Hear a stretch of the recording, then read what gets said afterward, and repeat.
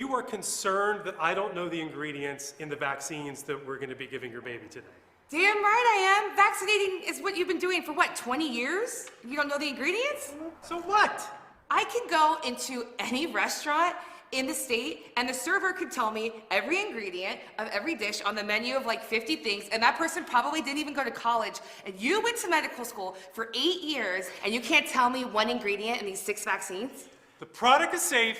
That's what I know. That's all that matters. Safe? And effective! Measles vaccine is incredibly safe. It is incredibly effective. This is a safe and effective vaccine. Vaccines are safe and effective. Vaccines are safe and effective. Safe and effective. Safe, that they're effective. Safe and effective. Safe and effective. Vaccines are safe and efficacious. Vaccines are safe. It's completely safe. Is a safe and highly effective. Vaccines are safe. The MMR, the measles, mumps, rubella, is a safe vaccine. 100% effective and 100% safe. They're very effective and they're very safe. We know that vaccines don't cause autism. Vaccines do not cause autism. Vaccines are safe. It's as simple as that. Measles, 42 days, both solicited and unsolicited reactions. Chickenpox, 42 days. Hepatitis A, here's a bomber, 4 days and 5 days. And then they decided to make a phone call 31 days later, and then at 6 months to see how you're doing. Still not enough time to see an autoimmune reaction. 42 days. Hepatitis B, as we've said over and over again, 4 and 5 days total. Everyone seems to be doing fine, even though hepatitis B has massive amounts of aluminum and very well could lead to multiple sclerosis, as studies in France have found, and other issues like that. But our 4 to 5 day study, we're going to stick with that. 30 days total, even in the follow-up on HIB. DTaP, 28 days, 6 months, 3 days, 30 days, 60 days. Days, folks. Days. While drugs are being tested for years, they're only testing these things for days. And I really want you to wrap your head around this. Yes, we test drugs for 5 and 6 years. It's important. But we don't have to do that with vaccines because it's much safer than injecting chemical compounds, which is what a drug is. We know we have to study that. But this product that, actually does have chemical compounds too. And, heavy metals and mercury and aluminum and, toxic things like formaldehyde and, polysorbate 80. But still, we think it's safer than drugs. But think about this. This product has living antigens in it. It has living live elements of bacteria, viruses that can spread, are designed to spread. As we see polio outbreaks where they come back to life like Frankenstein viruses and start spreading. This product has living materials in it. And you're telling me that by nature would be safer than some dead set of compounds? It absolutely defies all reason as we know it. Talked about it earlier. Some of the challenges are when the frontline professionals are starting to question, or they don't feel like they have enough confidence about the safety to stand up to it to the person asking them the questions. I mean, most medical school curriculums, even nursing curriculums, in medical school, you're lucky if you have a half day on vaccines, never mind keeping up to date with all this. What?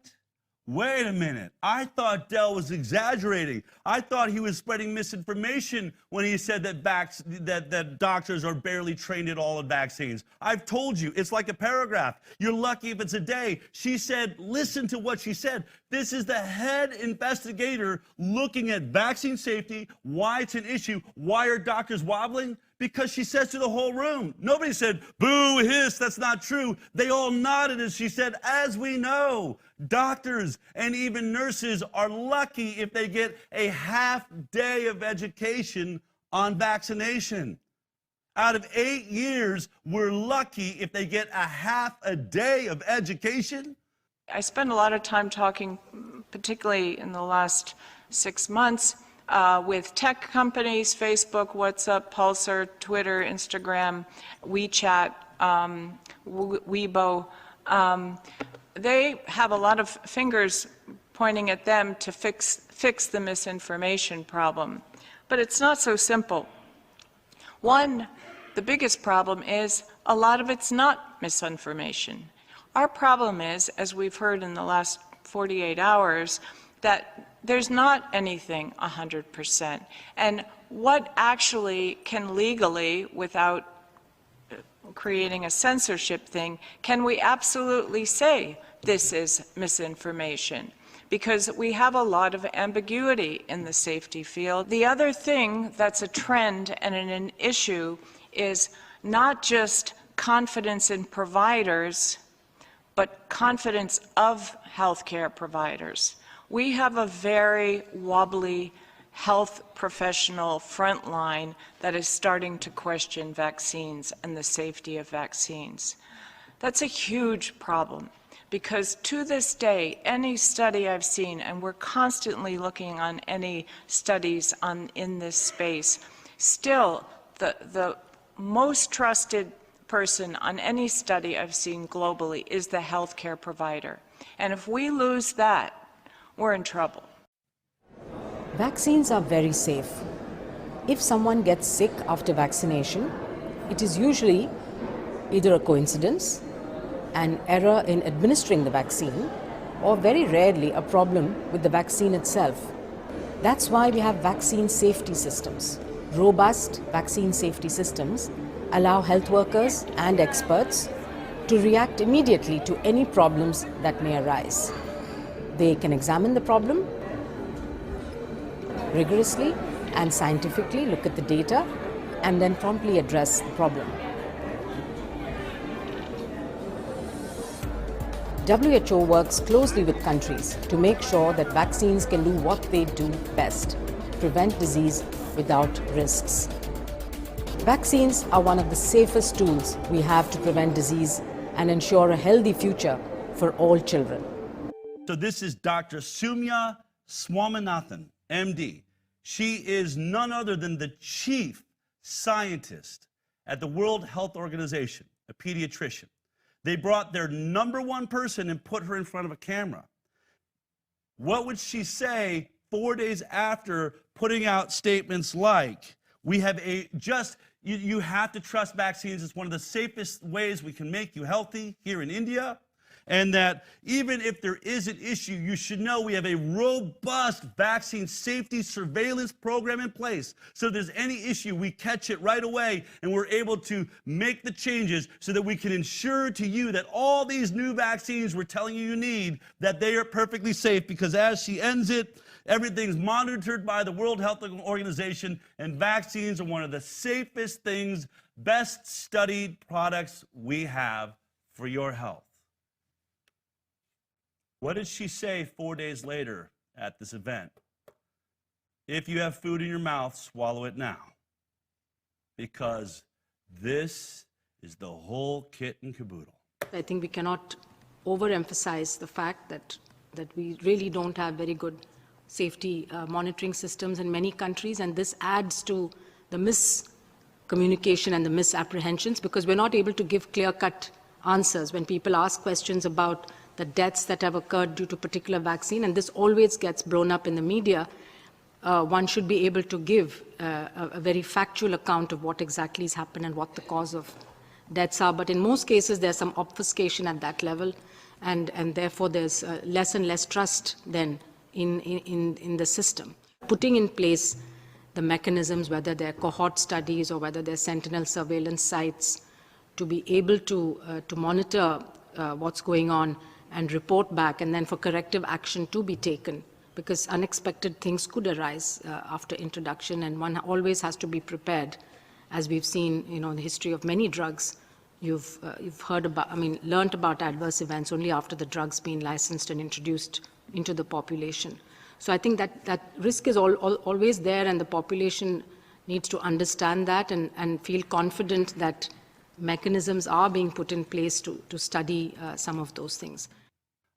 If you're out there watching, am I allowed to say that this woman is lying? Can we say it? I mean, am I allowed to? She just ended by saying, we know that there's adverse events, that we don't have the tracking system. She starts out by saying, we all have to admit here that we don't have any surveillance systems for safety really in place in most of these countries. And we know that people are going to be injured. And she even says, we have to be honest with the people that there are going to be injuries, that is a part of this process as we go forward. 4 days after she just did a video saying it's the safest thing we do, you should absolutely believe in it and never question it, behind closed doors in a room where she obviously forgot there was cameras. In laboratoria over de hele wereld wordt gewerkt aan vaccins die ons moeten beschermen tegen het coronavirus. Een van die vaccins springt eruit en zit bij de koplopers. Het vaccin van de Universiteit van Oxford en farmaceut AstraZeneca. En dat is ook het vaccin dat Nederland al besteld heeft. Maar wat is dit Oxford-vaccin nou precies? De eerste testresultaten van het Oxford-vaccin zijn veelbelovend. AZD1222 heeft weinig bijwerkingen en zou ervoor zorgen dat je immuunsysteem het coronavirus kan aanvallen. Traditionele vaccins gebruiken een verzwakt of geïnactiveerd virus. Als dat wordt ingespoten gaat je immuunsysteem aan de gang om antistoffen en immuuncellen in je bloed, zogenaamde T-cellen, aan te maken. Die moeten het virus aanpakken. Dat duurt een paar weken. Daarna ben je beschermd. Na een infectie gaat het immuunsysteem extra hard aan het werk. Het is duur om zo'n vaccin te maken en kost bovendien jaren. De Universiteit van Oxford pakt het daarom anders aan. Zij gebruikten voor hun vaccin een verkoudheidsvirus met daarin verwerkt de genetische code van het coronavirus. Daar zit alsnog een flinke hoeveelheid corona-eiwitten in die het immuunsysteem activeren. Het is een soort shortcut. Ze hoefden daardoor niet opnieuw het wiel uit te vinden en zo kon het testen op mensen veel sneller beginnen. Het Oxford-vaccin werd in de eerste en tweede fase getest op mensen. Daaruit bleek dat het vaccin wel wat bijwerkingen heeft. Bijvoorbeeld pijn, een koortsig gevoel, rillingen, spierpijn, hoofdpijn en vermoeidheid. Maar volgens het wetenschappelijk tijdschrift The Lancet waren die van korte duur en konden ze verholpen worden met paracetamol. Het Oxford-vaccin wordt inmiddels getest in een fase 3-onderzoek. De laatste fase van alle testen om na te gaan of het virus veilig is en of het werkt. Normaal duurt het testen in deze fase jaren, maar nu wordt het versneld. Het vaccin wordt op tienduizenden mensen getest. In Engeland en ook in Brazilië en Zuid-Afrika, omdat daar veel coronagevallen zijn. Eén groep krijgt het vaccin toegediend, de andere groep een placebo, een nepmiddel. Daarna hebben beide groepen evenveel kans besmet te worden met het coronavirus. Als het vaccin goed is, zal het aantal besmettingen in de gevaccineerde groep veel lager zijn en kan de beschermingsgraad worden berekend. Die hoeft geen 100% te zijn. Zelfs vaccins die al jaren op de markt zijn, halen dat niet altijd. Eerst moet dus bewezen worden dat het vaccin mensen beschermt tegen het coronavirus en hopelijk ook de verspreiding van het virus remt. Dan moet er genoeg productiecapaciteit komen. Fabrieken waarin het vaccin gemaakt kan worden. Oxford en AstraZeneca hopen dat ze rond september de eerste 1 miljoen vaccins kunnen produceren. Maar voordat wij dan gevaccineerd kunnen worden, moet het College ter Beoordeling van Geneesmiddelen de vaccins ook nog testen en goedkeuren. In juni bestelde Nederland al 300 miljoen doses. En dat betekent dat als alles voorspoedig verloopt, we het vaccin al aan het eind van dit jaar in handen zouden kunnen hebben. Maar door alle onzekerheden zal het waarschijnlijk pas in 2021 zijn.